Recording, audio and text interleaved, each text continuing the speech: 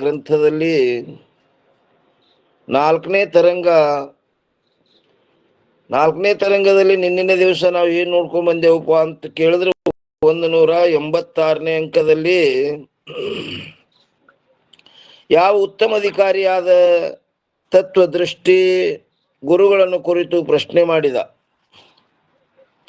ಏನು ಪ್ರಶ್ನೆ ಮಾಡಿದಪ್ಪ ಅಂತ ಕೇಳಿದ್ರೆ, ಅಹಂ ವೃತ್ತಿಯಲ್ಲಿ ಕೂಟಸ್ಥ ಮತ್ತು ಆಭಾಸನ ಪ್ರಕಾಶವು ಕ್ರಮದಿಂದ ಆಗುವುದು ಅಥವಾ ಕ್ರಮವಿಲ್ಲದೆ ಆಗುವುದು?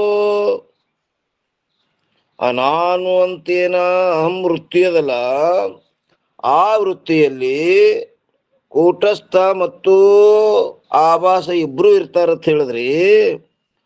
ಅವರು ಏಕಕಾಲಕ್ಕೆ ಪ್ರಕಟ ಆಗ್ತಾರೋ ಏನ ಭಿನ್ನ ಭಿನ್ನ ಕಾಲದಲ್ಲಿ ಆಗ್ತಾರೋ? ಅದಕ್ಕೆ ಹಿಂಗ ಯಾರಪ್ಪ ಅಂತ ಕೇಳಿದ್ರೆ ತತ್ವದೃಷ್ಟಿ ವಾಚ್ ದುವಾ ಏನಂತಾರ, ಅಹಂ ವೃತ್ತಿ ಮೇ ಭಾನ ಹೊಯ್ ಸಾಚಿಯರು ಆಭಾಸ್ ಸೋ ಕ್ರಮತೆ ವಾ ಕ್ರಮವಿನ ಯಾಕೋ ಕರಹು ಪ್ರಕಾಶ. ಆ ದುಹಾದ ಅರ್ಥ ಏನ್ ಹೇಳ್ತಾರಪ್ಪ ಅಂತ ಕೇಳಿದ್ರೆ 144ನೇ ದೋಹದ್ದು, ಅಹಂ ವೃತ್ತಿಯಲ್ಲಿ ಸಾಕ್ಷಿ ಮತ್ತು ಆಭಾಸ ಇವರಿಬ್ಬರು ಅವರು ಕ್ರಮತೆ ಅಂದ್ರೆ ಬೇರೆ ಬೇರೆ ಸಮಯದಲ್ಲಿ, ಅಂದ್ರೆ ಒಬ್ಬರ ನಂತರ ಒಬ್ಬರು ಪ್ರತೀತಿಯಾಗುವರು ಅಥವಾ ಕ್ರಮವಿಲ್ಲದೆ ಒಂದೇ ಸಮಯದಲ್ಲಿ ಪ್ರತೀತಿಯಾಗುವರು ಎಂಬುದನ್ನು ಪ್ರಕಾಶಕರಹು ಅಂದ್ರ ತಿಳಿಸಿ ಹೇಳಿರಿ. ಟೀಕಾ ಏನಂತಾರಪ್ಪ ಅಂತ ಕೇಳಿದ್ರೆ, ಹೇ ಭಗವಾನ್, ತಾವು ಹೇಳಲ್ಪಟ್ಟ ಯಾವ ಅಹಂ ವೃತ್ತಿಯಲ್ಲಿ ಸಾಕ್ಷಿ ಮತ್ತು ಆಭಾಸ ಇವರಿಬ್ಬರು ಪ್ರತೀತಿಯಾಗುತ್ತಾರೆ ಎಂಬುದರಲ್ಲಿ ನಾನು ಒಂದು ವಾರ್ತೆಯನ್ನು ಮಾತ್ರ ತಿಳಿಯಲಿಲ್ಲ. ಯಾಕಂದರೆ ಒಂದೇ ಕಡದೊಳಗೆ ಏನ್ ಹೇಳ್ತಾರ, ಆ ಕೂಟಸ್ಥ ಮತ್ತು ಆಭಾಸ ಇವರಿಬ್ಬರ ಪ್ರತೀತಿಯು ಯಾವ ಅಹಂ ವೃತ್ತಿಯಲ್ಲಿ ಕ್ರಮದಿಂದ ಆಗುತ್ತದೆಯೋ ಅಥವಾ ಕ್ರಮವಿಲ್ಲದೆ ಆಗುತ್ತದೆಯೋ? ಮೊದಲ ಒಬ್ಬ ನಂತರ ಹಿಂಗಾಗ್ತದೋ, ಇಬ್ರು ಏಕಕಾಲಕ್ಕೆ ಅವರು ಪ್ರತೀತಿ ಆಗ್ತಾರೋ? ಅದು ನನಗೆ ತಿಳಿದಿಲ್ರಿ ಗುರುಗಳ. ಇದರ ಅರ್ಥವು ಈ ರೀತಿಯಾಗಿರುತ್ತದೆ, ಏನಂದ್ರೆ ಒಂದೇ ಕಡ ಕ್ರಮದಿಂದ ಅಂದರೆ ಭಿನ್ನ ಭಿನ್ನ ಕಾಲದಲ್ಲಿ ಪ್ರತೀತಿಯಾಗುತ್ತಾರೆಯೋ ಅಥವಾ ಇಬ್ಬರ ಪ್ರತೀತಿಯು ಒಂದೇ ಕಾಲದಲ್ಲಿ ಆಗುತ್ತದೆಯೋ? ಇದರ ಅರ್ಥವನ್ನು ತಾವು ನನಗೆ ಪ್ರಕಾಶಪಡಿಸಿರಿ, ಅಂದರೆ ಬೋಧ ಮಾಡ್ರಿ, ನನಗದು ಗೊತ್ತಾಗಿಲ್ಲ. ಒಬ್ಬ ಮೊದಲ ಒಬ್ಬ ನಂತರ ಆಗ್ತಾರೋ, ಇಬ್ರು ಒಮ್ಮೆ ಹಂಗ ಸೊಪ್ಪಂದಾಗ ಬರ್ತಾರ ಹಾಂಗ ಬರ್ತಾರೋ? ಹ್ಯಾಂಗಿದು ನನಗೆ ಗೊತ್ತಾಗಲಿಲ್ಲ ಅಂತ ಗುರುಗಳಲ್ಲಿ ಪ್ರಶ್ನೆಯನ್ನು ಮಾಡಿ ಕೇಳಿಕೊಂಡ. ಅದಕ್ಕೆ ಗುರುಗಳು ಗತ ಪ್ರಶ್ನೆಗೆ ಉತ್ತರ ಹೇಳ್ತೇವಂತ ಏನ್ ಹೇಳ್ತಾರಪ್ಪ ಅಂತ ಕೇಳಿದ್ರೆ, 187ನೇ ಅಂಕದಲ್ಲಿ ಒಂದೇ ಸಮಯದಲ್ಲಿ, ನೀ ಭಿನ್ನ ಭಿನ್ನ ಏನ್ ಅಂತಿಲ್ಲ, ಭಿನ್ನ ಇಲ್ಲವರು ಒಂದೇ ಸಮಯದಲ್ಲಿ ಸಾಕ್ಷಿಯು ಹಾಗೂ ಆಭಾಸನ ಪ್ರತೀತಿಯಾಗುತ್ತದೆ. ಸಾವಧಾನ ಹೊಯ್ ಶಿಷ್ಯ ಸುನ ವಾಕ್ಯೋ ಉತ್ತರ ಸಾರ ಸುನತನಸಯೇ ಅಜ್ಞಾನತಮ ಬೋಧಬಾನು ಉಜಯಾರು. ಅದರ ಅರ್ಥ ಏನ್ ಹೇಳ್ತಾರಪ್ಪ ಅಂತ ಕೇಳಿ 115ನೇ ದೋಹದ ಅರ್ಥ,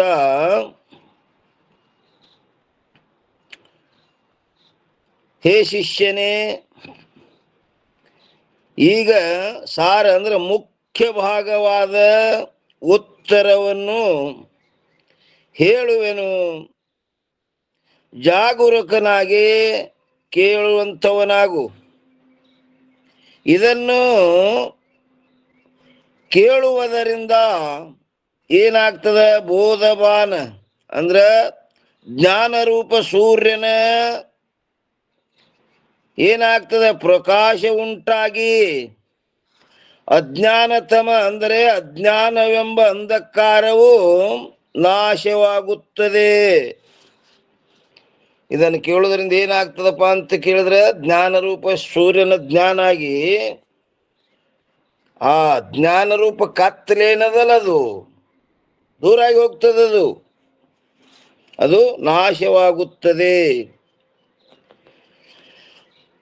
ಓಂ ನಮಃ ಶಿವಾಯ. ಎಲ್ಲರಿಗೂ ಕೇಳಿಸ್ತದ್ರಿ ಪೂರ?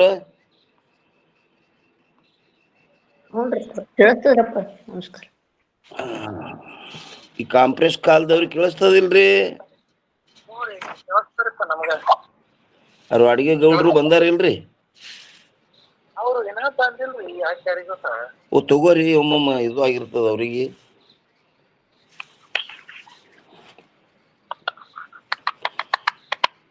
ಟೀಕಾ ನೋಡ್ರಿ. ನಂತರ, ಹೇ ಶಿಷ್ಯನೇ, ನೀನು ಯಾವ ಪ್ರಶ್ನೆಯನ್ನು ಮಾಡಿರುವೆಯೋ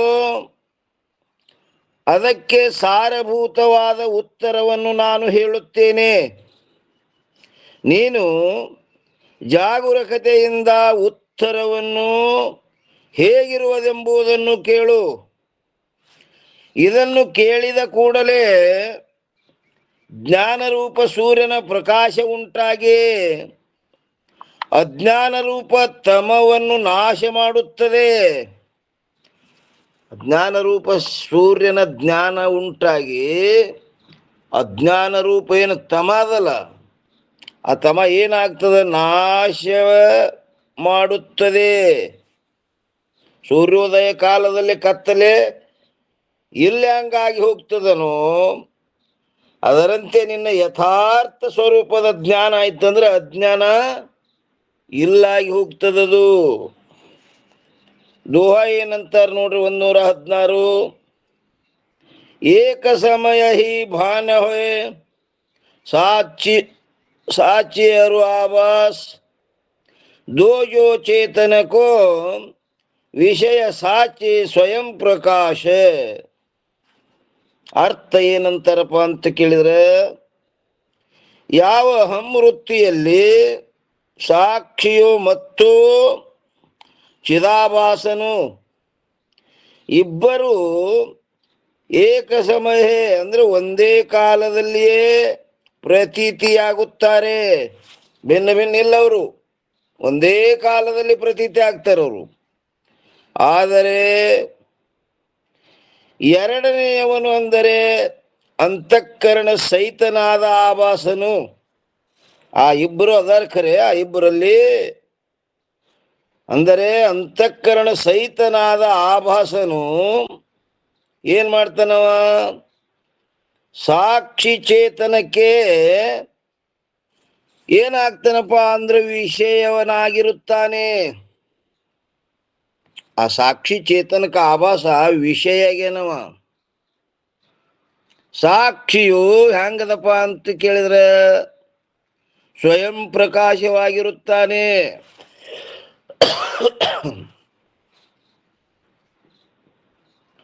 ಇಲ್ಲಿ ತನ 116 ದುಹಾದ ಅರ್ಥ ಹೇಳಿದ್ರಿ. ಇನ್ನು ಟೀಕಾ ಏನ್ ಹೇಳ್ತಾರಪ್ಪ ಅಂತ ಕೇಳಿದ್ರೆ,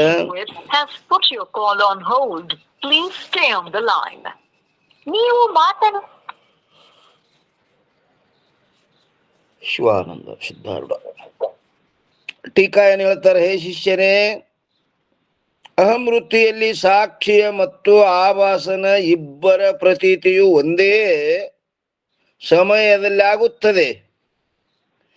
ಸರ್ವ ಪ್ರಕರಣಗಳಲ್ಲಿ ಏನದರಿ? ಸರ್ವ ಪ್ರಕರಣಗಳಲ್ಲಿ ಆಭಾಸವೆಂಬ ಶಬ್ದದಿಂದ ಅಂತಃಕರಣ ಸಹಿತವಾಗಿ ಆಭಾಸನ ಗ್ರಹಣವನ್ನು ಮಾಡಬೇಕು. ಬರೀ ಆಭಾಸ ಹೇಳಿಕ್ ಬರೋದಿಲ್ಲ, ಅಲ್ಲಿ ಉಪಾಧಿ ಅಂತಃಕರಣ ಬೇಕಾಗ್ತದೆ. ಸರ್ವ ಪ್ರಕರಣಗಳಲ್ಲಿ ಆಭಾಸವೆಂಬ ಶಬ್ದದಿಂದ ಅಂತಃಕರಣ ಸಹಿತವಾದ ಆಭಾಸನ ಗ್ರಹಣವನ್ನು ಮಾಡಬೇಕು. ಆದ್ದರಿಂದ ಇನ್ನು ಒಂದನೇದು ಎರಡನೆಯವನು ಅಂದರೆ ಅಂತಃಕರಣ ಸಹಿತನಾಗಲ್ಪಟ್ಟ ಯಾವ ಆಭಾಸನಿರುವನು ಅವನು ಮಾತ್ರ ಚೇತನವಾಗಲ್ಪಟ್ಟ ಏನಂತಾರ್ರಿ, ಚೇತನವಾಗಲ್ಪಟ್ಟ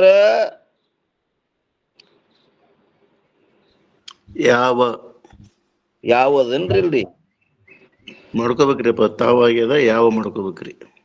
ಬರೋಬರಿಪ್ಪ. ಅದಕ್ಕೆ ಇಲ್ಲಿ ಶಬ್ದ ಯಾಕೆ ಬಂತತ್ ನಾ ಅಲ್ಲಗತ್ತೀನಿ. ಚೇತನವಾಗಲ್ಪಟ್ಟ ಯಾವ ಸಾಕ್ಷಿಗೆ ವಿಷಯನಾಗಿ ಪ್ರತೀತಿಯಾಗುತ್ತಾನೋ ಅವ ಏನಂತನ್ರಿ, ಚೇತನವಾಗಲ್ಪಟ್ಟ ಯಾವ ಸಾಕ್ಷಿಗೆ ವಿಷಯನಾಗಿ ಪ್ರತೀತಿಯಾಗುತ್ತಾನೆ. ಮತ್ತು ಎರಡನೇ ಕಡೆ ಸಾಕ್ಷಿಯು ಸ್ವಯಂ ಪ್ರಕಾಶದಿಂದ ಪ್ರತೀತಿಯಾಗುತ್ತಾನೆ. ಅವ ಆಭಾಸ ಸಾಕ್ಷಿಗೆ ವಿಷಯ ಆಗ್ತಾನ. ಸಾಕ್ಷಿಯು ಮತ್ತು ಯಾರಿಗಾರಿ ವಿಷಯ ಆಗ್ತದನಂದ್ರೆ ಇಲ್ಲದು ಸ್ವಯಂ ಪ್ರಕಾಶದಿಂದ. ಅವನಕ್ಕಿಂತ ಹಿಂದೆ ಮತ್ತೊಬ್ರು ತಿಳಿಯವ್ರು ಯಾರೂ ಇಲ್ಲ, ಅವನೇ. ಅವ ಹೆಂಗದನಪ್ಪ ಅಂತ ಕೇಳಿದ್ರೆ ಸಾಕ್ಷಿಯು ಸ್ವಯಂ ಪ್ರಕಾಶದಿಂದ. ಸ್ವಯಂ ಪ್ರಕಾಶದ ಲಕ್ಷಣ ಏನ್ರಿ?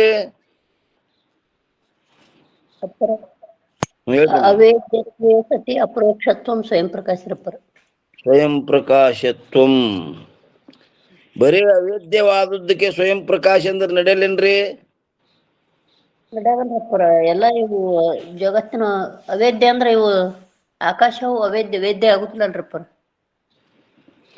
ಅನುಮಾನದಿಂದ ತಿಳಿಕ್ ಬರ್ತದಲ್ರಿ ಅದು ಅವಕಾಶ ಲಕ್ಷಣದಿಂದ ಗೊತ್ತಾಗ್ತದಿಲ್ರಿ. ಇದಕ್ಕೆ ಚಿನ್ನನೇ ಇಲ್ಲಲ್ರಪ್ಪರ.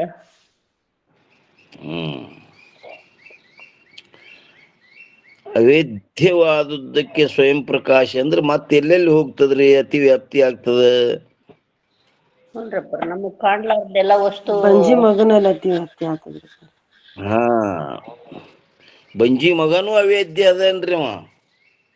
ಮಲದ ಕೂಡ ಬಂಜಿ ಮಗ ಎರಡೂ ಇಲ್ಲಲ್ರಪ್ಪ. ಹ್ಞೂನ್ರಿ. ಅವೇದ್ಯ, ಅವು ಅವೇದ್ಯ ಅದಾವ್ರಿ. ಹ್ಞೂನ್ರಪ್ಪ. ಅವೇದ್ಯವಾದದ್ದಕ್ಕೆ ಒಂದು ವೇಳೆ ಸ್ವಯಂ ಪ್ರಕಾಶ ಅಂದ್ರೆ ಎಲ್ಲಿ ಹೋಗ್ತದಪ್ಪ ಅಂತ ಕೇಳಿದ್ರೆ ಬಂಜಿ ಮಗನೂ ಅವೇದ್ಯದನ, ಯಾರ ಕಣ್ಣಿಗೆ ಕಾಣಿಸಿಲ್ಲ. ಮತ್ತು ಮಲದ ಕೂಡ ಅದನ್ನು ಅವೇದ್ಯದ, ಅದನ್ನು ಯಾರಿಗೆ ಕಂಡಿಲ್ಲ. ಅದಕ್ಕೆ ಸ್ವಯಂ ಪ್ರಕಾಶನ ಬೇಕಾಗ್ತದೆ ಇಂದ. ಇರ್ಲಿಕ್ಕಂದ್ರೆ ಇದು ಅತ್ಯಂತ ಅಭಾವ ಅನ್ಬೇಕಾಗ್ತದ್ರಪ್ಪರ. ಇಲ್ಲಂದ್ರೆ ಅಭಾವ ಅನ್ಬೇಕಾಗ್ತದೆ ಇಂದ. ಅದಕ್ಕೆ ಅಲ್ಲಿ ಅತಿ ವ್ಯಾಪ್ತಿ ಆಗ್ತದ ಅಂತ ಹೇಳಿ ಅದ್ರ ಅತಿ ವ್ಯಾಪ್ತಿ ನಿವಾರಣೆಗೋಸ್ಕರವಾಗಿ ಮುಂದೆ ಪದ ಏನ್ ಇಡಬೇಕಾಯ್ತ್ರಿ? ಅವೇದ್ಯತ್ವೇ ಸತಿ. ಈಗ ಅವೇದ್ಯ ಇಡನೇ ಅಲ್ಲಿ ಹೋಗ್ಯದ್ರಿ. ಅಪರೋಕ್ಷ ಇಲ್ರಪ್ಪ ರೀ, ಅಪರೋಕ್ಷತೆ ಇಡ್ಬೇಕಾಗ್ತದ್ರಪ್ಪ. ಬಂಜಿ ಮಗ ಅಪರೋಕ್ಷ ಪದ ಇಡ್ಬೇಕಾಯ್ತು ನೋಡ್ರಿ ಅಲ್ಲಿ. ಪ್ರತ್ಯಕ್ಷ. ಅವು ಯಾರಿಗೆ ಅಪರೋಕ್ಷ ಗೊತ್ತಾಗಿಲ್ಲ. ಅವು ನಾವೇ ಇದ್ದೇವೆ ಅನ್ನೋದು ಅವಕ್ಕೆ ಗೊತ್ತಿಲ್ಲ. ಇನ್ನು ಯಾರಿಗ ಅವು ಅಪರೋಕ್ಷ ಗೊತ್ತಾಗ್ಬೇಕು.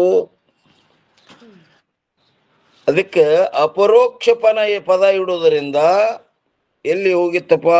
ಬಂಜಿ ಮಗ ಮಲದ ಕೂಡದಲ್ಲಿ ಹೋಗಿತ್ತು. ಆ ಅತಿ ವ್ಯಾಪ್ತಿ ನಿವಾರಣೆ ಆಯ್ತು. ಏನು? ಅಪರೋಕ್ಷ ಪದ ಇಡೋದರಿಂದ.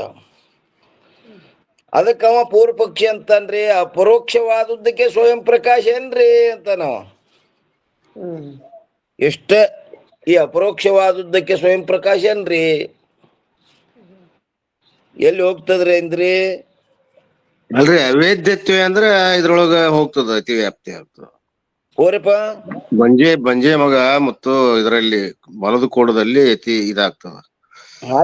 ಅಲ್ಲಿ ಆಗಿತ್ರಿ ಸರ್. ಅಲ್ಲಿ ಅತಿ ವ್ಯಾಪ್ತಿ ನಿವಾರಣಕ್ಕಾಗಿ ಅಪರೋಕ್ಷ ಇರ್ತಾರ್ರಿ. ಈಗ ಅವೇದ್ಯನೇ ಆಗುದಿಲ್ಲ ಅಂತಂದ್ರ ಈ ಬಂಜಿ ಮಗ ಅದು ಎಲ್ಲಾ ಅವೇದ್ಯದವ. ಅದಕ್ಕೂ ಸ್ವಯಂ ಪ್ರಕಾಶ ಅನ್ಬೇಕಾಗ್ತದ್ರಿ. ಆಗ್ತದ. ಮತ್ತಿಲ್ಲ ಬರೀ ಅಪರೋಕ್ಷತ್ವ ಅಂದ್ರೆ ಏನಾಗ್ತದ ಅನ್ನೋದು ಹೇಳ್ಬೇಕ್ರಿ. ಈಗ ಸಾಕ್ಷಿ ಅಂದ್ರೆ ಎಲ್ಲಿ ಅತಿ ವ್ಯಾಪ್ತಿ ಆಗ್ತದ?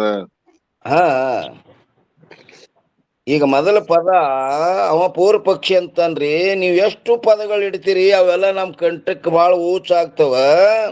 ನೀವೇನ್ ಮಾಡಿದ್ರಿ, ಅವೇದ್ಯತ್ವೇ ಸತಿ ಅಪರೋಕ್ಷತ್ವಂ ಸ್ವಯಂ ಪ್ರಕಾಶ ಅಂತ ನೀವು ಲಕ್ಷಣ ಮಾಡಿರಲ್ಲ, ಅದು ಬಹಳ ಊಚ ಆಗ್ತದ. ಅದ್ರಾಗ ಒಂದ್ ಜರ ಕಮ್ಮಿ ಮಾಡ್ರಿ ಅಂತ ನಾವು. ಹ್ಮ್ ಪೂರ್ವ ಪಕ್ಷಿ ಏನಂತಾನ, ಅವೇದ್ಯವಾದದ್ದಕ್ಕೆ ಸ್ವಯಂ ಪ್ರಕಾಶ ಏನ್ರಿ. ಮುಂದಿನ ಪದಗಳ ಅಟ್ ಯಾಕೆ ಇಡ್ತೀರಿ ಅಂತನ್ರಿ ಅವ. ಸ್ವಯಂ ಪ್ರಕಾಶ ಅಂತ ಯಾಕೆ ಅಂತಾರ್ರಿ ಅವ್ರು? ಅಪರೋಕ್ಷ ಮತ್ತು ಸ್ವಯಂ ಪ್ರಕಾಶ ಯಾಕೆ ಇಡ್ತೀರಿ? ಹಾ ಹಾ ಹ್ಮ್ ಅವೇದ್ಯವಾದದಕ್ಕೆ ಅಷ್ಟಕ್ಕ ಅನ್ರಿ. ಹ್ಮ್ ನಮ್ಗೆ ಟೈಮ್ ಏನಂದ್ರಿಪ್ಪ ಅಂತೆಲ್ಲ ಕಂಟ ಮಾಡ್ಕೋತ ಕುಂಡ್ರಲ್ಗತ್ತ ನಾವ. ಅದಕ್ಕ ಹಂಗಾರ ಪಂಜೆ ಮಗ್ಗು ಸ್ವಯಂ ಪ್ರಕಾಶ ಅನ್ಬೇಕಾಕೈತಿ, ನೋಡ್ ಅನ್ಬೇಕಾಕೈತ್ರಿ ನಾವು. ಅವೇದ್ಯ ಅಷ್ಟು ಕಷ್ಟ ಅಂದ್ರೆ ಹಾ ಅಲ್ಲಿ ಅತಿವ್ಯಾಪ್ತಿ ಆಗ್ತದ್ರಿ ಇಂದ. ಒಂದ್ ಆತ್ರಿ ಪಾಯಿಂಟ್. ಹಾ ಅಲ್ಲಿ ಅತಿವ್ಯಾಪ್ತಿ ದೋಷ ಇಟ್ಕೋಬೇಕು ಏನ್ ಕಳ್ಕೋಬೇಕ್ರಿಪ್ಪ? ಅದನ್ನ ಕಳ್ಕೊಬೇಕ್ರಿ. ಅದು ಕಳ್ಕೋಬೇಕಾದ್ರ ಪದ ಏನ್ ಇಡ್ಬೇಕಾಯ್ತ್ರಿ? ಅಪರೋಕ್ಷ ಅಪರೋಕ್ಷತ್ವ.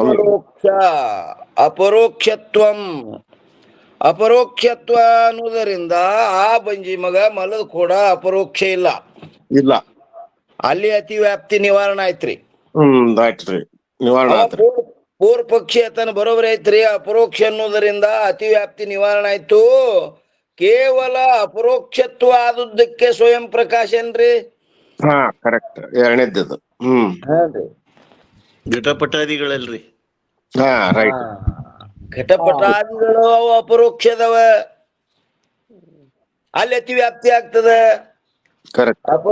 ಅಪರೋಕ್ಷ ಪದ ಇಡುವುದರಿಂದ ಏನು ಬಂಜಿ ಮಗನಲ್ಲಿ ಅತಿವ್ಯಾಪ್ತಿ ಆಗಿತ್ತು, ಆ ಅತಿವ್ಯಾಪ್ತಿ ಏನು ನಿವಾರಣೆ ಆಯ್ತು. ಇನ್ನೊಂದು ಕಡೆ ರೀಕ್ಷಣ ಆಯ್ತ್ರಿ. ಅದು ಎಲ್ಲಿ ಹೋಯ್ತಪ್ಪ ಅಂದ್ರ ಘಟಪಟಾದಿಗಳಲ್ಲಿ ಹೋಯ್ತು. ಘಟಪಟಾದಿಗಳು ಅಪರೋಕ್ಷದವ, ಅವಕ್ಕೂ ಸ್ವಯಂ ಪ್ರಕಾಶ ಅನ್ಬೇಕಾಗ್ತದ. ಆ ಘಟಪಟಾದಿಗಳಿಂದ ಯಾವುದು ಪ್ರಕಾಶ ಆಗೇ ಇಲ್ಲ. ಅದಕ್ಕ ಏನ್ ಅನ್ಬೇಕಪ್ಪ ಅಂತ ಕೇಳಿದ್ರೆ ಹಿಂದಿನ ಪದನು ಬೇಕಾಯ್ತು. ಯಾವುದು? ಅವೇದ್ಯತ್ವಂ. ಯಾಕಂದ್ರೆ ಇವೆಲ್ಲ ವೇದ್ಯದವ ಘಟಪಟಾದಿಗಳು. ಅವೇದ್ಯತ್ವ ಇಡೋದರಿಂದ ಎಲ್ಲಿ ಹೋಗ್ಲಿಲ್ರಿ? ಘಟಪಟಾದಿಗಳಲ್ಲಿ ಹೋಗ್ಲಿಲ್ರಿ ಪರ. ಅವೇದ್ಯ ಇದು ಕಣ್ಣಿಗೆ ಹೋಗಲಿಲ್ಲ. ಅದಕ್ಕೆ ಅವೇದ್ಯತ್ವೇ ಸತಿ ಅಪರೋಕ್ಷತ್ವಂ ಸ್ವಯಂ ಪ್ರಕಾಶತ್ವಂ. ಈ ಪದ ಎಲ್ಲಿ ಕೂತಪ್ಪ ಅಂದ್ರೆ ಕೇವಲ ಆತ್ಮನಲ್ಲೇ ಕೂತು. ಅವೇದ್ಯದನವ, ಯಾರ ಕಣ್ಣಿಗೆ ಕಾಣಿಸಿಲ್ಲ, ಮತ್ತು ಅಪರೋಕ್ಷವಾಗ್ಯದನವ. ಈಗ ನೋಡಿ, ಯಾರಿಗಾದ್ರೂ ಕೇಳ್ರಿ ನೀವು, ಇದ್ದೀರೇ ಇಲ್ಲ ಅಂತ ಕೇಳಿದ್ರೆ ಏನ್ ಹೇಳ್ತೀರಿ? ಹಾ ನಾ ಇದ್ದೀನಿ ಅಂತಾರ. ಇದ್ದೇನಂತ ಅಪರೋಕ್ಷವಾಗಿ ತಿಳಿದೇ ಹೇಳ್ತೇನ್ರಿ ಅವ. ಇಲ್ಲ ಅಂದ್ರೆ ಇದ್ದೇನೆ ಅಂತ ಪದಾನೇ ಬರ್ತಿತ್ತಿಲ್ಲ. ಇದನ್ನ ತಿಳಿದೇ ಹೇಳ್ತಾನ್ರಪ್ಪ. ಇದ್ದಲ್ಲೇ ಅಪರೋಕ್ಷವಾಗಿ ಇದ್ದಲ್ಲೇ ಇದ್ದೇನೆ ಅಂತ ಹೇಳ್ತಾನ್ರಿ ಅವ. ಏನ್ರಿ? ಅದಕ್ಕ ಇಲ್ಲಿ ಏನಂತಾರ್ರಿ? ಸಾಕ್ಷಿಯು ಸ್ವಯಂ ಪ್ರಕಾಶದಿಂದ ಪ್ರತೀತಿಯಾಗುತ್ತಾನೆ ಮತ್ತು ಅಂತಃಕರಣದ ಆಭಾಸ ಸಹಿತವಾದ ಯಾವ ವೃತ್ತಿ ಇರುವುದೋ,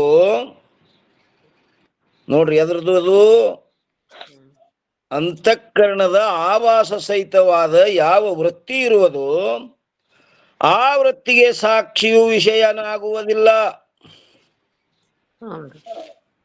ಆ ವೃತ್ತಿಗೆ ಸಾಕ್ಷಿಯ ವಿಷಯನಾಗುವುದಿಲ್ಲ. ಸಾಕ್ಷಿ ಏನ್ರಿ ಆ ವೃತ್ತಿಯಿಂದ ಸಾಕ್ಷಿಯನ್ನು ವಿಷಯ ಮಾಡ್ತದನಂದ್ರೆ ಇಲ್ಲ. ಮತ್ತು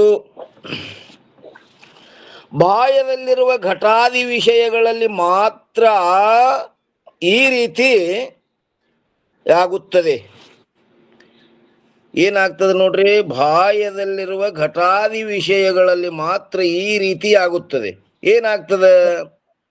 ಯಾವಾಗ ಇಂದ್ರಿಯ ಮತ್ತು ಏನಾಗ್ತದ್ರಿ ಅಂತಃಕರಣ ಪರಿಣಾಮ ಹೊಂದಿ ವೃತ್ತಿ ಆಗ್ತದ್ರಿ ಅದು. ನೋಡ್ರಿ ಪರ, ಎರಡು ವೃತ್ತಿ ಏಕತ್ವಾದಾಗ ವಿಷಯ ಜ್ಞಾನ ಆಗ್ತದ್ರಿ ಪರ. ಮತ್ತು ಅಂತಃಕರಣದ ಆಭಾಸ ಸಹಿತವಾದ ಯಾವ ವೃತ್ತಿ ಇರುವುದು, ಆ ವೃತ್ತಿ ಏನಾಗ್ಯದ? ಅಂತಃಕರಣ ಪರಿಣಾಮ ಹೊಂದಿ ವೃತ್ತಿ ಆಗ್ಯದ್ರಿ ಅದು. ವೃತ್ತಿ ಏನ್ ಮಾಡ್ತದ್ರಿ? ಹೊರಗನು ಹೋಗ್ತದ, ಒಳಗನು ಇರ್ತದ. ಯಾವ ವೃತ್ತಿ ಇರುವುದೋ ಆ ವೃತ್ತಿಗೆ ಸಾಕ್ಷಿಯು ವಿಷಯನಾಗುವುದಿಲ್ಲ. ಆ ವೃತ್ತಿಗೆ ಸಾಕ್ಷಿ ವಿಷಯ ಆಗ್ತಾನೆ ಅಂದ್ರೆ ಆಗುವುದಿಲ್ಲ. ಮತ್ತು ಏನ್ ಹೇಳ್ತಾರೆ? ಬಾಯದಲ್ಲಿರುವ ಘಟಾದಿ ವಿಷಯಗಳಲ್ಲಿ, ಬಾಯದಲ್ಲಿರುವ ಯಾವ ಘಟಾದಿ ವಿಷಯಗಳಲ್ಲಿ ಮಾತ್ರ ಈ ರೀತಿ ಆಗುತ್ತದೆ. ಹೆಂಗಾಗ್ತದಪ್ಪ ಅಂತ ಕೇಳಿದ್ರೆ, ಯಾವಾಗ ಇಂದ್ರಿಯ ಮತ್ತು ಘಟದ ಸಂಯೋಗವಾಗುತ್ತದೆಯೋ ಆ ಅಂತಃಕರಣ ಪರಿಣಾಮ ಹೊಂದಿ ಏನಾಗ್ಯದ್ರಿ? ವೃತ್ತಿ ರೂಪದಿಂದ ಇಂದ್ರಿಯ ದ್ವಾರ ಹೊರಗೆ ಹೊಂಟದ್ರಿ. ಈಗ ಅದು ನೋಡ್ರಿಪ್ಪರ ನೇತ್ರೇಂದ್ರಿಯ ದ್ವಾರ ಹೊರಗ್ ಹೋದಾಗ ವಸ್ತುವಿನ ಆಕಾರ ಆತ ನೋಡ್ರಿಪ್ಪರ. ಎರಡು ಇಂದ್ರಿಯಗಳು ಯಾವಾಗಲೂ ಏನ್ ಮಾಡ್ತಾವ್ರಿ? ಹೊರಗೆ ಹೋಗ್ತಾವ್ರಿ ಅವರು. ಪಂಚ ಇಂದ್ರಿಯಗಳಲ್ಲಿ 2 ಇಂದ್ರಿಯ ಹೊರಗೆ ಹೋಗಿ ವ್ಯವಹಾರ ಮಾಡ್ತಾವ. 3 ಇಂದ್ರಿಯ ಅವು ಕುತ್ತಲ್ಲೇ ವ್ಯವಹಾರ ಮಾಡ್ತಾವ್ರಿ. ಅವು ಹೊರಗೆ ಯಾವ ಹೋಗ್ತಾವ್ರಮ್ಮ? ಈ ನೇತ್ರೇಂದ್ರಿಯ, ಶ್ರೋತ್ರೇಂದ್ರಿಯ ಹೊರಗೆ ಹೋಗ್ತಾವ್ರಪ್ಪರ. ನೇತ್ರೇಂದ್ರಿಯ, ಶ್ರೋತ್ರೇಂದ್ರಿಯ ಅವು ಕಾಲದವ್ರು ಅವಕ್ಕೆ ತಿರುಗಾಡಿ ಕೆಲಸ ಮಾಡ್ತಾವು. ಹೌದ್ರಿಪ್ಪರ. ವೃತ್ತಿ ನೇತ್ರದಿಂದ ಹೊರಗೆ ಹೋಗ್ತದ, ಶ್ರೋತ್ರದಿಂದನೂ ಹೊರಗೆ ಹೋಗ್ತದ್ರಿ. ಎಲ್ಲಿ ನೋಡ್ರಿ ಚಂದ್ರ ಎಲ್ಲೇನ ಅಲ್ಲಿ ತನ ಹೋಗ್ತೈತಿ. ಯಾವ್ದು? ನೇತ್ರ ವೃತ್ತಿ. ಮತ್ತ ಈಗ ಶಬ್ದ ಎಲ್ಲಿ ತನ ಅಲ್ಲಿ ತನ ಹೋಗ್ತದ್ರಿ. ಇದು ಯಾವ್ದು? ಶ್ರೋತ್ರೇಂದ್ರಿಯ ವೃತ್ತಿ. ಏನ್ ಶಬ್ದನೇ ಇಲ್ಲಿಗೆ ಬರ್ತದ್ರಿ? ಇಲ್ರಪ್ಪರ, ಇಂದ್ರಿಯನೇ ಹೊರಗೆ ಹೋಗ್ತದ್ರಪ್ಪರ ಶಬ್ದ ಗ್ರಹಣ ಮಾಡ.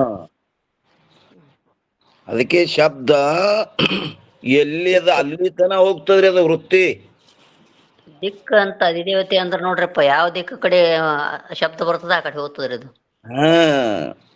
ಎಲ್ಲಿದ ನೀನು ತಾಳ ಬಡಿತಾರೋ, ಢೋಳ ಬಡಿತಾರೋ, ಏನ್ ಅತಾರ ಅನ್ನೋದು ಆ ಶಬ್ದದ ತನ ಹೋಗ್ತದ್ರಿ. ಯಾವುದು? ಶ್ರೋತ್ರೇಂದ್ರಿಯ ವೃತ್ತಿ. ಹಂಗಿಲ್ಲಿ ಮೊದಲು ಏನ್ ಹೇಳ್ತಾರೆ? ಬಾಯದಲ್ಲಿ ಘಟಾದಿ ವಿಷಯಗಳಲ್ಲಿ ಮಾತ್ರ ಈ ರೀತಿಯಾಗುತ್ತದೆ. ಯಾವಾಗ ಇಂದ್ರಿಯ ಮತ್ತು ಇಂದ್ರಿಯ ಮತ್ತು ಘಟದ ಸಂಯೋಗವಾಗುತ್ತದೆಯೋ ಅದೇನ್ ಮಾಡ್ತ್ರಿ?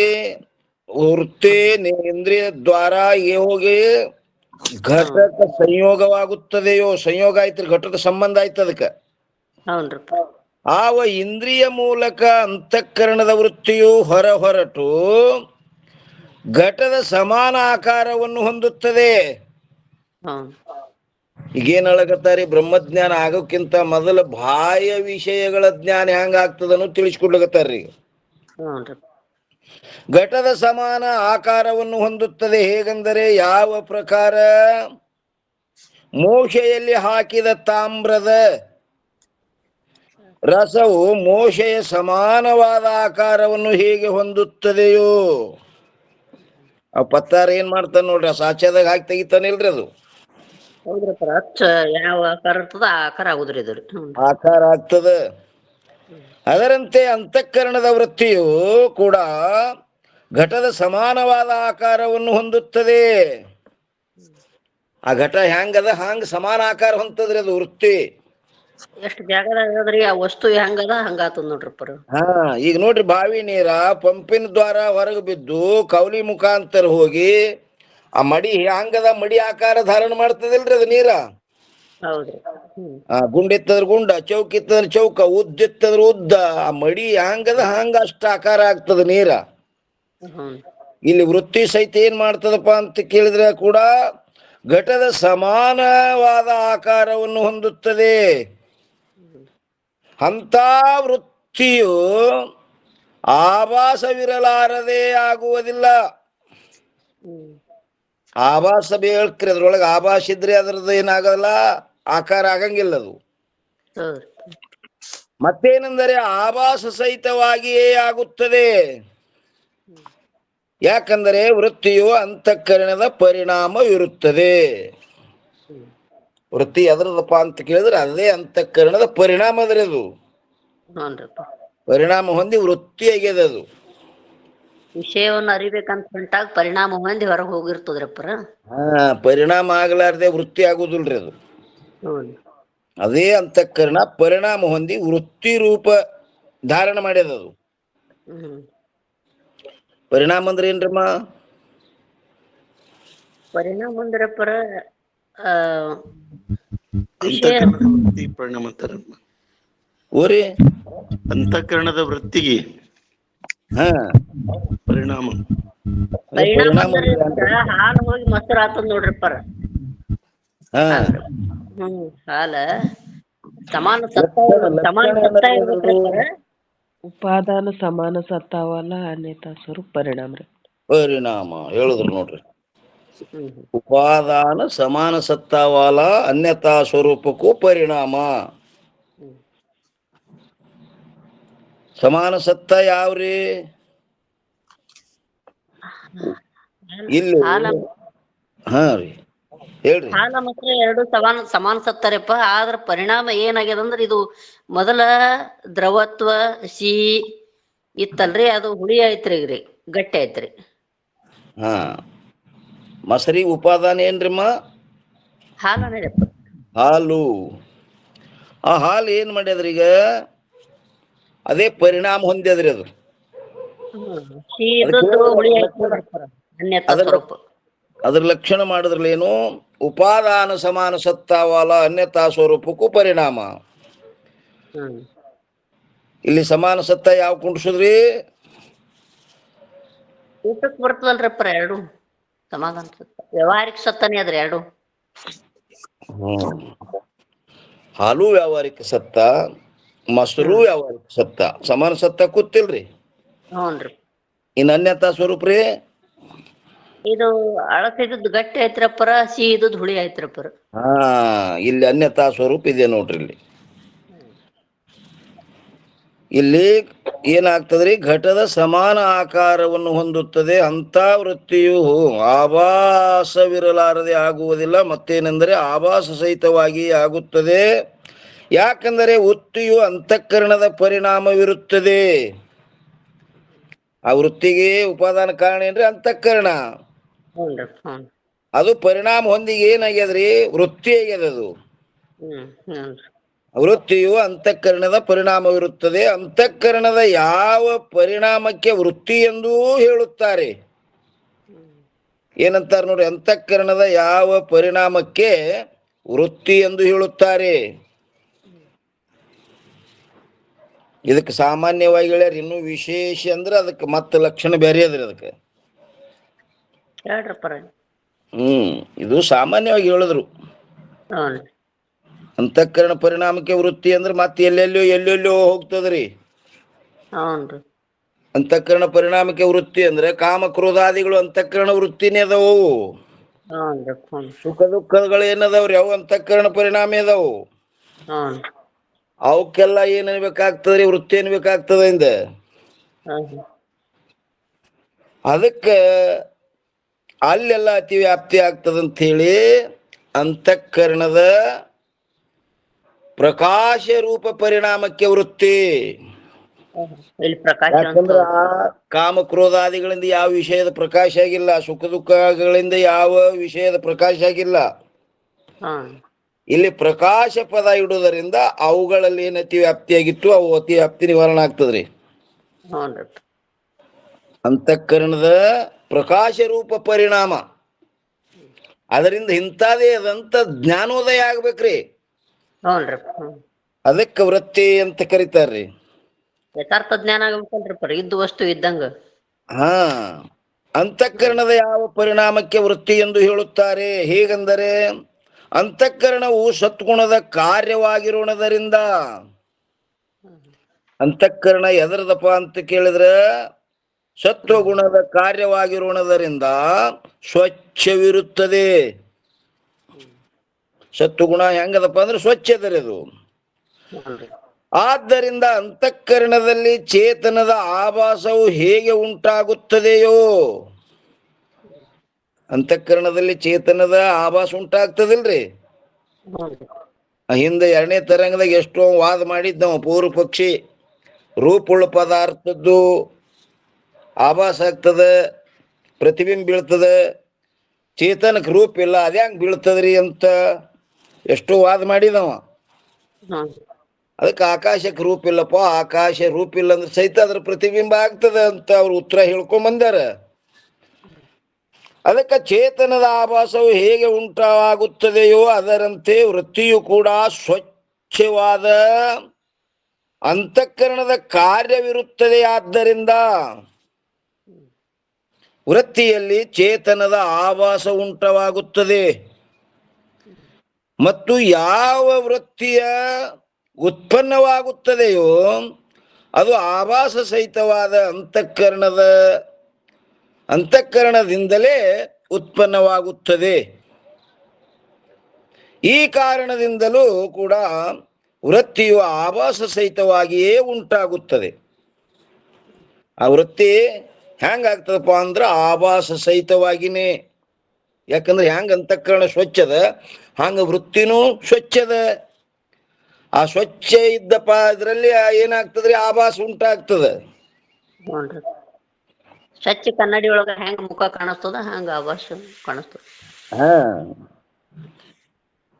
ಮತ್ತು ಇನ್ನು 188ರೊಳಗ ಅಜ್ಞಾನಕ್ಕೆ ಆಶ್ರಯವಾಗಿಯೂ ಮತ್ತು ವಿಷಯವಾಗಿಯೂ ಚೇತನವಿರುತ್ತದೆ. ಏನ್ ಹೇಳ್ತಾರೆ ನೋಡ್ರಿ, ಅಜ್ಞಾನಕ್ಕೆ ಆಶ್ರಯವಾಗಿಯೂ ಮತ್ತು ವಿಷಯವಾಗಿಯೂ ಚೇತನವಿರುತ್ತದೆ. ಅಜ್ಞಾನಕ್ಕೆ ಆಶ್ರಯನೂ ಆಗ್ಯದಂತ ಮತ್ತು ವಿಷಯನೂ ಆಗ್ಯದಂತ್ರಿ. ಯಾವದ್ರಿ? ಇದು ಚೇತನ ರೀ. ಚೇತನ. ಯಾಕಂದ್ರ ಅಜ್ಞಾನ ಅದೇ ಚೇತನದ ಆಶ್ರಯದೊಳಗ ಅದಲ್ರಪ್ಪ ಇದು. ಮತ್ತು ವಿಷಯನೂ ಮಾಡ್ಯದ್ರಿ ಅದಕ್ಕೆ. ಹ್ಞೂನ್ರಪ್ಪ. ಎದಕ್ರಿ? ಚೇತನಕ್ಕೆ. ನೋಡ್ರಿ ನಂತರ ಅಜ್ಞಾನಕ್ಕೆ ಆಶ್ರಯವಾಗಿಯೂ ಮತ್ತು ವಿಷಯವಾಗಿಯೂ ಚೇತನವಿರುತ್ತದೆ. ಏನಂತಾರ ನೋಡ್ರಿ, ವಿಷಯವಾಗಲ್ಪಟ್ಟ ಯಾವ ಘಟವಿರುವುದೋ ಅದು ತಮೋಗುಣದ ಕಾರ್ಯವಾಗಿರುತ್ತದೆ. ಆದ್ದರಿಂದ ವಿಷಯವಾಗಲ್ಪಟ್ಟ ಯಾವ ಘಟವಿರುವುದೋ ಅದು ಹೆಂಗದಪ್ಪ ಅಂತ ಕೇಳಿದ್ರೆ ತಮೋಗುಣದ ಕಾರ್ಯವಿರುತ್ತದೆ. ಆದ್ದರಿಂದ ಸ್ವರೂಪತಃ ಜಡವಿರುತ್ತದೆ. ಅದು ಯಾವದ್ರಿ? ಘಟ ಸ್ವರೂಪತಃ ಜಡ. ಅದು ತನ್ನ ಜ್ಞಾನನೂ ಇಲ್ರಪ್ಪ, ಇನ್ನೊಂದ್ರ ಜ್ಞಾನನೂ ಇಲ್ರಪ್ಪ. ಇನ್ನೊಂದ್ರ ಜ್ಞಾನ ಇಲ್ಲ. ನಾ ಘಟ ಇದ್ದ ಅನ್ನೋದು ಗೊತ್ತಿಲ್ಲ, ನನ್ನೊಳಗಿಂತ ತುಂಬಿಟ್ಟರ ಅನ್ನೋದು ಗೊತ್ತಿಲ್ಲ ಅದಕ್ಕೆ. ಮತ್ತು ಅದರಲ್ಲಿ ಅಜ್ಞಾನ ಹಾಗೂ ಅದರ ಆವರಣವಿರುತ್ತದೆ ಎಂಬ ಈ ವಿಷಯದಲ್ಲಿ ಈ ಸಂಶಯ ಉತ್ಪತ್ತಿಯಾಗುತ್ತದೆ. ನೋಡ್ರಿ ನಂತರ್ರಿ, ಅಜ್ಞಾನ ಹಾಗೂ ಅದರ ಆವರಣವಿರುತ್ತದೆ ಎಂಬ ಈ ವಿಷಯದಲ್ಲಿ ಈ ಸಂಶಯ ಉತ್ಪತ್ತಿಯಾಗುತ್ತದೆ. ಏನಾಗ್ಯದಪ್ಪ ಅಂದ್ರ ಅಜ್ಞಾನ ಮತ್ತು ಅದರ ಆವರಣವು ವಿಚಾರ ದೃಷ್ಟಿಯಿಂದ ಚೇತನದಲ್ಲಿ ಇರುತ್ತದೆ. ವಿಚಾರ ದೃಷ್ಟಿಯಲ್ಲಿ ನೋಡಿದ್ರೆ ಎಲ್ಲಿರ್ತದಪ್ಪ ಅಂತ ಕೇಳಿದ್ರೆ ಅದು ಚೇತನದಲ್ಲಿ ಇರುತ್ತದೆ, ಘಟದಲ್ಲಿ ಇರುವುದಿಲ್ಲ. ಯಾಕಂದರೆ ಒಂದನೇದ್ದು ಅಜ್ಞಾನವು ಚೇತನದ ಆಶ್ರಿತದಲ್ಲಿರುತ್ತದೆ ಮತ್ತು ಚೇತನವನ್ನೇ ವಿಷಯ ಮಾಡುತ್ತದೆ. ಅದರ ಆಶ್ರಯದಲ್ಲಿದ್ದು ಅದನ್ನೇ ವಿಷಯ ಮಾಡ್ತದಂದ್ರೆ ಏನ್ರಿ? ಈಗ ಹೆಂಗ ಮೋಡ ನೋಡ್ರಿಪ್ಪರ ಸೂರ್ಯನೇ ಅವಕಾಶ ಕೊಟ್ಟ ನಿರಾಕ, ಆದ್ರ ಸೂರ್ಯನೇ ಕಾಣ್ಲಾರ್ದಂಗ ಮಾಡಿದ್ರಪ್ಪ. ಹಂಗ ಇಲ್ಲಿ ಅವನ ಆತ್ಮನನ್ನೇ ಕಾಣ್ಲಾರ್ದಂಗ ಮಾಡ್ಯದೇನ್ರಿ? ಇಲ್ರಪ್ಪ. ತಿಳಿಲಾರ್ದಂಗೆ ಮಾಡ್ಯದ ಇಲ್ಲಿ ಇದು.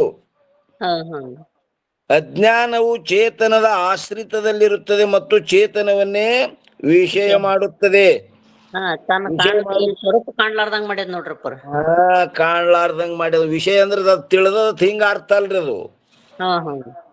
ಅದು ತಿಳಿಗುಡ್ಲಾರ್ದಂಗ ಮಾಡ್ಯದ. ತಿಳಿಗುಡ್ಲಾರ್ದಂಗ ಮಾಡುದೇ ವಿಷಯ ಮಾಡ್ಯದ ಅಂತ ಅರ್ಥ.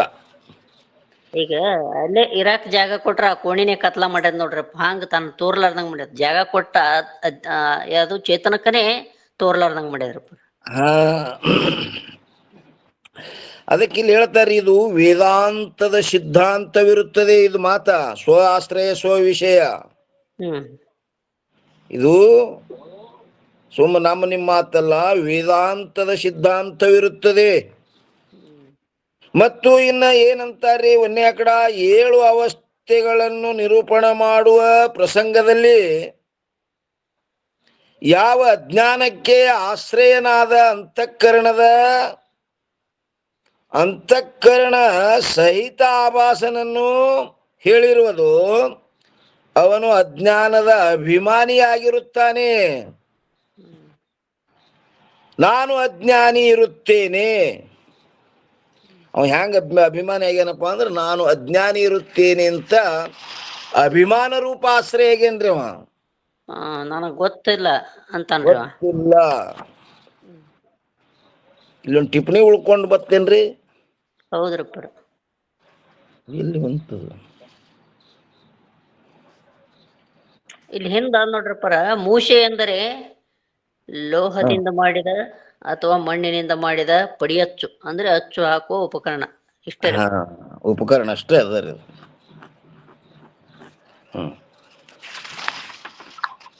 ಏನಂತಾರ ಇಲ್ಲಿ 7 ಅವಸ್ಥೆಗಳನ್ನು ನಿರೂಪಣ ಮಾಡುವ ಪ್ರಸಂಗದಲ್ಲಿ. ನಿರೂಪಣ ಅಂದ್ರೆ ಏನ್ರಮ್ಮ? ಇದು ಇಲ್ಲೇ ಬರ್ತೀವಿ ನೋಡ್ರಪ್ಪ. ಇದು ಅನುಕೂಲ. ಓಂ ನಮಃ ಶಿವಾಯರಪ್ಪರ. ಹೇಳ್ರಮ್ಮ ಹೇಳ್ರಿ. ತತ್ವಜ್ಞಾನಾನುಕೂಲ ಶಬ್ದ ಪ್ರಯೋಗ ನಿರೂಪಣ.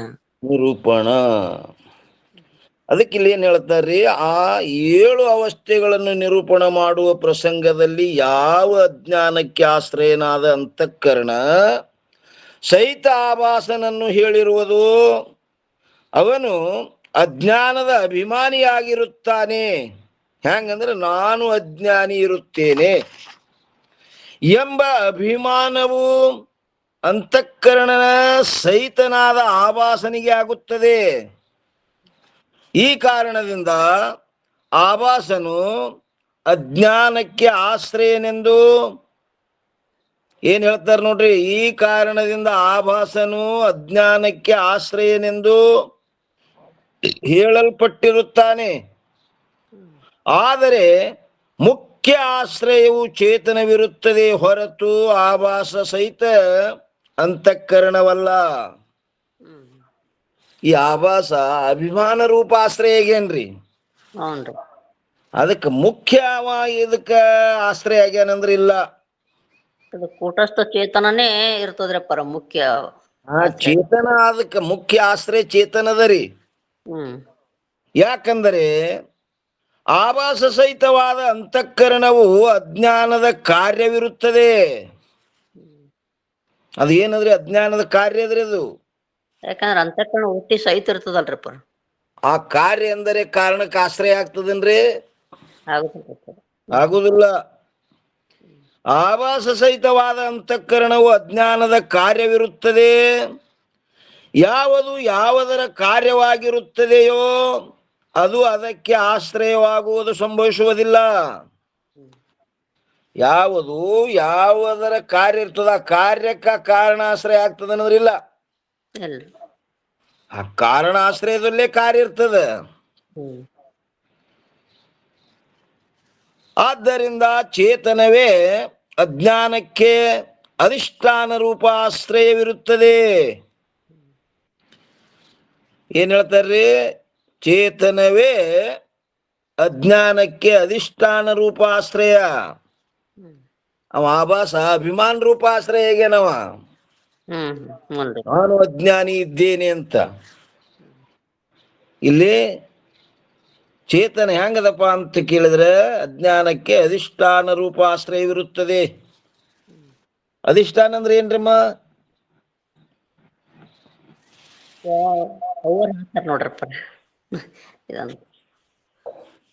ಯಾವುದು ತಾನು ನಿರ್ವಿಕಾರ ರೂಪದಿಂದ ಹೇಳ್ರಿ. ಯಾವುದು ತಾನು ನಿರ್ವಿಕಾರ ರೂಪದಿಂದ ಸ್ಥಿತವಾಗಿದ್ದು ವಿದ್ಯಾಕೃತ ಕಲ್ಪಿತ ಕಾರ್ಯಕ್ಕೆ ಆಶ್ರಯವಾಗಿದೆಯೋ ಅದಕ್ಕೆ ಅಧಿಷ್ಠಾನ ಅನ್ಬೇಕು. ಅಧಿಷ್ಠಾನ ಅಂತ ಕರೀತಾರ ನೋಡ್ರಿ. ಏನಂದ್ರಿ ಅಧಿಷ್ಠಾನ ಲಕ್ಷಣ ಏನ್ ಮಾಡಿದ್ರು? ಯಾವುದು ಅವಿದ್ಯಾಕೃತ ಕಲ್ಪಿತ ಕಾರ್ಯಕ್ಕೆ, ಯಾವುದು ತಾನು ನಿರ್ವಿಕಾರ ರೂಪದಿಂದ ಸ್ಥಿತವಿದ್ದು ಮತ್ತು ಅವಿದ್ಯಾಕೃತ ಕಲ್ಪಿತ ಕಾರ್ಯಕ್ಕೆ ಆಶ್ರಯವಾಗಿರುವುದು, ಅದಕ್ಕೆ ಏನಂತಾರಪ್ಪ ಅಂತ ಕೇಳಿದ್ರೆ ಅಧಿಷ್ಠಾನ ಅಂತ ಕರೀತಾರ್ರಿ. ಅಜ್ಞಾನಕ್ಕೆ ಅಧಿಷ್ಠಾನ ರೂಪ ಆಶ್ರಯವಿರುತ್ತದೆ ಯಾವುದು ಚೇತನ. ಮತ್ತು ಎರಡನೇ ಕಡ ಚೇತನವೇ ಅಜ್ಞಾನವು ವಿಷಯ ಮಾಡುತ್ತದೆ. ವಿಷಯ ಚೇತನ ಮಾಡುತ್ತದೆ ಮ್ಯಾಲ ಒಂದ್ ಟಿಪ್ಪಣಿ ಉಳಿತ್ ನೋಡ್ರಿಪ್ಪ.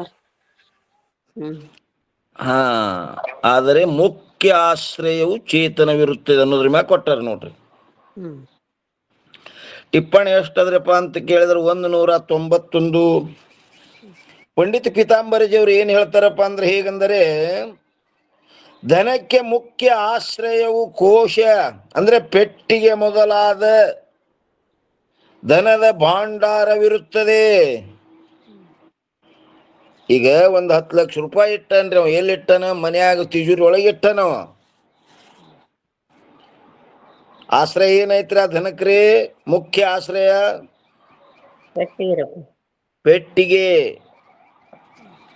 ಏನಂತಾರ ನೋಡ್ರಿ, ಹೇಗಂದರೆ ಧನಕ್ಕೆ ಮುಖ್ಯ ಆಶ್ರಯವು ಕೋಶ ಅಂದ್ರೆ ಪೆಟ್ಟಿಗೆ ಮೊದಲಾದ ಧನದ ಭಾಂಡಾರವಿರುತ್ತದೆ. ಆದರೆ ನಾನು ಧನಿಕನಿರುತ್ತೇನೆ ಎಂಬ ಧನದ ಅಭಿಮಾನ ರೂಪ ಆಶ್ರಯವಾಗಿ ಹೇಗೆ ಪುರುಷನಿರುತ್ತಾನೆಯೋ, ಅದು ಎಲ್ಲಿ ಅದು ವಿಚಾರ ಮಾಡಿದ್ರೆ ಅದು ದುಡ್ಡ ಪೆಟ್ಟಿಗೆ ಆಗದ ರೀ. ಇವ ಏನಂತಾನ, ಕಿಶೆದಾಗ 1 ರೂಪಾಯಿನೂ ಇಲ್ಲ, ನಾ ಧನಿಕನಿದ್ದೇನೆ ಅಂತಾನೆ. ಅಭಿಮಾನ ರೂಪ ಆಶ್ರಯ ರೀವ. ಅದರಂತೆ ಅಜ್ಞಾನಕ್ಕೆ ಮುಖ್ಯ ಆಶ್ರಯವು ಏನಂತಾರ ನೋಡ್ರಿ ಇಲ್ಲಿ, ಅದರಂತೆ ಅಜ್ಞಾನಕ್ಕೆ ಮುಖ್ಯ ಆಶ್ರಯವು ಚೇತನವಿರುತ್ತದೆ. ಆದರೆ ಅಭಿಮಾನ ರೂಪ ಆಶ್ರಯವು ಆಭಾಸ ಅಂತಃಕರಣವಿರುತ್ತದೆ. ಅದು ಅಭಿಮಾನ ರೂಪ ಆಶ್ರಯದ ಮುಖ್ಯ ಆಶ್ರಯ ಅಲ್ಲದು. ನಡೀದರೆ ಕೆಲಸ ಅಜ್ಞಾನದಿಂದ ನಡೀತದ್ರಿ ಅಪ್ಪರ. ಇವ ನಾ ಮಾಡಿದೆ ಅಂತ ಅಭಿಮಾನ ಪಡ್ತಾನ ನೋಡ್ರಿ. ಹಾ, ಕಷ್ಟ ರೀ ಅದು. ನಡೆಯೋದು ಅಜ್ಞಾನದಿಂದ ನಡೆಯಂಗಿಲ್ರಿ. ಆದ್ರೆ ಚೇತನ ಅದಕ್ಕ ಮುಖ್ಯ ಆಶ್ರಯದ. ಚೇತನ ಅಧಿಷ್ಠಾನದ ಅಧಿಷ್ಠಾನ ಮ್ಯಾಗ ಇವೆಲ್ಲ ಅಧ್ಯಸ್ಥಗಳು ತೋರಿ ಅಡಗ್ತಾವ್ರಿ. ಈ ಅಧ್ಯಸ್ಥ ವಸ್ತುಕ್ಕೆ ಸ್ವರೂಪತ ಅವಕ್ಕ ಏನಿಲ್ಲ, ಸ್ವಾತಂತ್ರ್ಯತೆ ಇಲ್ಲ. ಅಧ್ಯಸ್ಥ ಇರ್ಬೇಕಾದ್ರೆ ಅಧಿಷ್ಠಾನವನ್ನ ಆಶ್ರಯ ಮಾಡ್ಕೊಂಡಿರ್ತಾವ್ರಿ ಅವು. ಹೆಂಗ ಹಗ್ಗದಲ್ಲಿ ತೂರು ಹಾವು ಸ್ವತಂತ್ರ ಇರಂಗಿಲ್ಲ, ಅದು ಹಗ್ಗ ಬಿದ್ದಿತ್ತಂದ್ರೆ ಯಾವ ತೂರ್ತದ್ರಿ? ನಿರಧಿಷ್ಠಾನದಲ್ಲಿ ಅಧ್ಯಸ್ಥ ತೂರುವುದೇ ಇಲ್ಲದು. ಚೇತನದ ಆಶ್ರಯದಲ್ಲಿ ಅಜ್ಞಾನ ಆದ್ರೆ ಅಜ್ಞಾನದಿಂದ ನಡೀತದ್ರಪ್ಪ. ಅದಕ್ಕೆಲ್ಲ ಆ ಮುಖ್ಯ ಆಧಾರ ಅಧಿಷ್ಠಾನ ಏನಪ್ಪಾ ಅಂತ ಕೇಳಿದ್ರೆ ನಮ್ಮ ಸ್ವರೂಪ. ಅಜ್ಞಾನಕ್ಕೆ ಅಧಿಷ್ಠಾನ ರೂಪ ಆಶ್ರಯವಿರುತ್ತದೆ. ಮತ್ತು ಎರಡನೇದು ಚೇತನವನ್ನೇ ಅಜ್ಞಾನವು ವಿಷಯ ಮಾಡುತ್ತದೆ. ಅಂದರೆ ಸ್ವರೂಪಕ್ಕೆ ಯಾವ ಆವರಣ ಮಾಡುವಂತಹದ್ದೇನಿರುವುದೋ ಅದಕ್ಕೆ ಅಜ್ಞಾನವು ವಿಷಯ ಮಾಡುತ್ತದೆ ಎಂದು ಹೇಳಿರುತ್ತದೆ. ಏನು ಆವರಣ ಮಾಡ್ಯದಲ್ರಿ, ಆವರಣ ಮಾಡೋದಕ್ಕೆ ವಿಷಯ ಮಾಡ್ಯದ ಅಂತ ಹೇಳೋದದ. ಆ ಜ್ಞಾನಕೃತವಾದ ಆವರಣವು ಜಡ ವಸ್ತುವಿನಲ್ಲಿ ಏನಾಗ್ತದ? ಸಂಭವಿಸುವುದಿಲ್ಲದು. ಆ ಜಡ ವಸ್ತುವಿನಲ್ಲಿ ಇರ್ಲಿಕ್ಕೆ ಅದಕ್ಕೆ ಸಂಭವಿಸಂಗಿಲ್ರಿ ಅದು. ಯಾಕಂದರೆ ಜಡ ವಸ್ತು ಸ್ವರೂಪದಿಂದಲೇ ಆವೃತವಿರುತ್ತದೆ. ಅಂದ್ರೆ ಜಡ ವಸ್ತುವಿನನ್ನದು ಆವರಿಸ್ತದನಂದ್ರೆ ಇರಂಗಿಲ್ಲ, ಆವರ್ಸಂಗಿಲ್ಲದು. ಯಾಕಂದ್ರೆ ಅದು ಸ್ವರೂಪತ ಅವು ಕುಡ್ಡದವ್ರಿ ಅವು. ಈಗ ಕಣ್ಣು ಮುಚ್ಚಬೇಕಾದ್ರೆ ಕಣ್ಣು ಇದ್ದವ್ರಿಗೆ ಮುಚ್ತಾರೋ, ಕುರುಡಗ ಕಣ್ಣು ಮುಚ್ತಾರ್ರಿ? ಕಣ್ಣಿದ್ದವ್ರ ಮುಚ್ತಾರಪ್ಪ. ಕಣ್ಣಿದ್ದವ್ರಿಗೆ ಮುಚ್ತಾರ. ಅದಕ್ಕೆ ಆವರಣವು ಜಡ ವಸ್ತುವಿನಲ್ಲಿ ಸಂಭವಿಸುವುದಿಲ್ಲ. ಯಾಕಂದರೆ ಜಡ ವಸ್ತು ಸ್ವರೂಪದಿಂದಲೇ ಆವೃತವಿರುತ್ತದೆ. ಅದರಲ್ಲಿ ಅಜ್ಞಾನಕೃತವಾದ ಆವರಣದ ಉಪಯೋಗವು ಸ್ವಲ್ಪವಾದರೂ ಇರುವುದಿಲ್ಲ. ಅದಕ್ಕೆ ಆವರಣ ಮಾಡುವ ಉಪಯೋಗ ಸ್ವಲ್ಪನೂ ಇಲ್ಲ. ಏನು ಕಾಣ್ಲಾರ್ದಂಗ ಮಾಡೋದು ಅದಕ್ಕೆ ಎಲ್ಲಿ ಅದ್ರಿ ಸ್ವತಂತ್ರ? ಸ್ವರೂಪದ ಕುಡ್ಡೆ ಅದಾವು. ಈ ರೀತಿಯಿಂದ ಅಜ್ಞಾನಕ್ಕೆ ಆಶ್ರಯವು ಚೇತನವಿರುತ್ತದೆ. ಹೇಗೆಂದರೆ ಗ್ರಹದ ಮಧ್ಯ ಏನ್ರಿ ಪ್ರದೇಶವನ್ನು ಆಶ್ರಯ ಮಾಡಿಕೊಂಡಿರುವ ಯಾವ ಅಂಧಕಾರವಿರುತ್ತದೆಯೋ, ಆ ಕತ್ತಲಿರ್ಬೇಕಾದ್ರೆ ಯಾವುದನ್ನ ಆಶ್ರಯ ಮಾಡ್ಕೊಂಡದ್ರಿ? ಆ ಗ್ರಹವನ್ನ ಆಶ್ರಯ ಮಾಡ್ಕೊಂಡದದು. ಹ್ಞೂನ್ರಿ. ಅದು ಗ್ರಹದ ಮಧ್ಯವನ್ನೇ ಆವರಣ ಮಾಡುತ್ತದೆ. ಅದರ ಆಶ್ರಯದಲ್ಲಿದ್ದು ಅದಕ್ಕೆ ಕಾಣಗುಡ್ಲಾರ್ದಂಗ್ ಮಾಡ್ಯದ ನೋಡ್ರಿ. ಹ್ಞೂನ್ರಿಪ್ಪ, ಮನ್ಯಾಗ ಏನದಲ್ರಿ ಅದು ಅವಕಾಶ ಕೊಟ್ಟದಲ್ಲ, ಅದನ್ನೇ ಕಾಣ್ಲಾರ್ದಂಗ್ ಮಾಡ್ಯಾದ ನೋಡ್ರಿ. ಅದನ್ನೇ ಕಾಣಲಾರ್ದಂಗ್ ಮಾಡ್ಯದ. ಆದ್ದರಿಂದ ಜಡವಾದ ಘಟದಲ್ಲಿ ಅಜ್ಞಾನವಾಗಲಿ ಅದರ ಆವರಣವಾಗಲಿ ಸಂಭವಿಸುವುದಿಲ್ಲ. ಅದರಲ್ಲಿ ಏನ್ ಹೇಳ್ತಾರ್ರಿ? 189 ಬಾಹ್ಯದಲ್ಲಿರುವ ಪದಾರ್ಥದಲ್ಲಿ ವೃತ್ತಿ ಮತ್ತು ಆಭಾಸಗಳೆರಡರ ಉಪಯೋಗವೂ ಇರುತ್ತದೆ. ಎಲ್ರಿ ಹೊರಗಿನ ಜ್ಞಾನ ಆಗುವಲ್ಲಿ ಬಾಹ್ಯದಲ್ಲಿರುವ ಪದಾರ್ಥದಲ್ಲಿ ವೃತ್ತಿ ಮತ್ತು ಆಭಾಸಗಳೆರಡರ ಉಪಯೋಗವು ಇರುತ್ತದೆ. ಘಟದ ಉದಾಹರಣೆ ಸಹಿತವಾಗಿ ಅದರಲ್ಲಿಯ ಅಜ್ಞಾನ ಆವೃತವು ಹೇಳಲ್ಪಡುತ್ತದೆ. ಇನ್ನೇನ್ ಹೇಳ್ತಾರ್ರಿ ಇಲ್ಲಿ? ಸಮಯ ಆಗಿದ್ರಿಪ್ಪ. ಸಮಯ ಆಯ್ತೇನ್ರಿ? 4 ನಿಮಿಷ ಅದ್ ನೋಡ್ರಿಪ್ಪ ಇದಕ್ಕೆ. ಅಂದ್ರೆ ಇದು ಅರಕಳೆ ಆಗ್ಬಾರ್ದಂತ್ರಪ್ಪ ವಿಷಯ. ಬರೋಬರ್ ಅದ್ರಿ. ಅದಕ್ಕೆ ಇಲ್ಲಿ ಏನ್ ಹೇಳ್ತಾರ್ರಿ? ಈ ರೀತಿಯಿಂದ ಅಜ್ಞಾನಕ್ಕೆ ಆಶ್ರಯವು ಚೇತನವಿರುತ್ತದೆ. ಹೇಗೆಂದರೆ ಅದಕ್ಕೆ ಉದಾಹರಣೆ ಕೊಟ್ರು ನೋಡಿ. ಗ್ರಹದ ಮಧ್ಯ ಪ್ರದೇಶವನ್ನು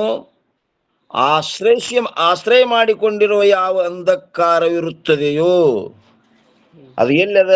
ಆ ಕತ್ತಲೆ ಆ ಗ್ರಹವನ್ನ ಆಶ್ರಯ ಮಾಡಿಕೊಂಡು ತಾನೇ ಇನ್ನೊಬ್ಬರ ಆಶ್ರಯದೊಳಗದ ರೀ. ಇದ್ರು ಸಹಿತ ಅದು ಏನ್ ಮಾಡ್ತದೆ? ಗ್ರಹದ ಮಧ್ಯವನ್ನೇ ಆವರಣ ಮಾಡುತ್ತದೆ. ಈಗ ನೋಡ್ರಿ, ಒಬ್ಬ ಹೆಣ್ಮಗಳು ಪುರುಷನ ಆಶ್ರಯದಲ್ಲಿ ಬಂದಿರ್ತಾಳಕಿ, ಆ ಪುರುಷನನ್ನೇ ಓಡಿಸಾಡ್ತಾಳ.